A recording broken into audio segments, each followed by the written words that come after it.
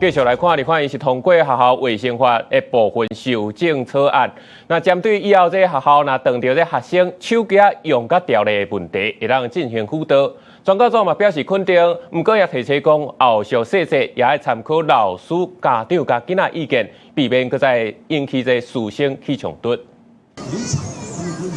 假日兒童樂園人來去去，囡仔歡喜咧耍，也閣會當減少使用3C的時間。為了防止校園的見手機立法院3讀通過學校衛生法部分條文修正案，讓學校會當以實際需要來輔導，也是管理學生健康的物品，也是行為來應用手機等行動載具可能帶來調調風險。我贊成誒。因為小朋友現在手機裡面啊、抖音啊那些誘惑太多，其實對孩子不是很好的觀念，就是怕會不專心啊，一直想要看社群媒體啊，未知的誘惑或是不正確的資訊。適當規範囡仔的手機使用時間，家長樂觀其成，也不要家長點出。依照無共學齡，無定定會當採用分階段成就管制。國高中對，確實有些可能上課需求啊，或者是下課之後。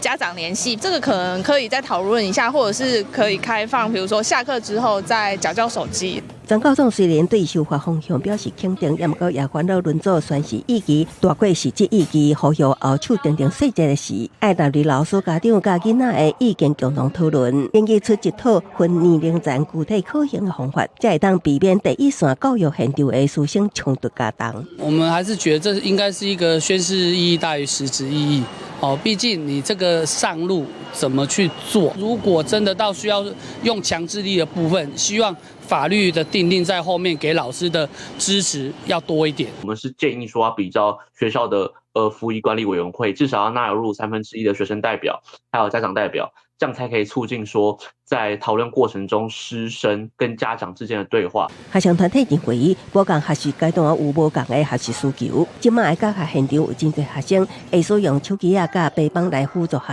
習，應用無共的學習樣態，需要進一步根據學生的學習階段來訂定所謂載具的管理規定，建議幼兒愛分級管理，回歸各校討論，較好實施。記者採訪報道。